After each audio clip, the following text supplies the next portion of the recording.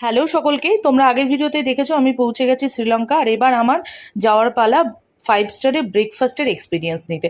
আমি অনেকের মুখ থেকে শুনেছিলাম তাজে নাকি ব্রেকফাস্ট গুনে শেষ করা যায় না, আর তাই সত্যিই তাই ছিল। 300 রকমের ব্রেকফাস্ট, সেখান থেকেই 2-4খানা ব্রেকফাস্ট খেয়েই আমার এত খাওয়া দাওয়া বেশি হয়ে গেছিলো যে বাইরে আমি হাঁটতে গেছিলাম, কারণ হোটেলের অপোজিটেই ছিল সি বিচটা।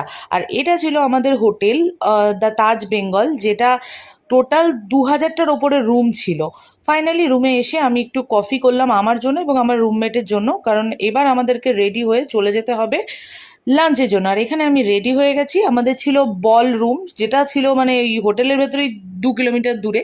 তারপরে যাই হোক, লাঞ্চের এখানে এসে সেম কন্ডিশন, কোনটা ছেড়ে কোনটা খাবো, সব কটা খাবার একটু একটু হ্যাংলার মতো করে নিয়ে খাওয়া দাওয়া করতে বসে গেলাম। আর সত্যি কথা বলতে কি, আমি না এই টিপিক্যাল বাঙালি, অন্য কোথাকার খাবার আমার খুব একটা ভালো লাগে না, কিন্তু যেটা ভালো লেগেছে সেটা হচ্ছে এই সুইট ডিশটা খুব ভালো ছিল। এখন তাহলে খাওয়া দাওয়া কমপ্লিট করে ঘুরতে যাই। টাটা।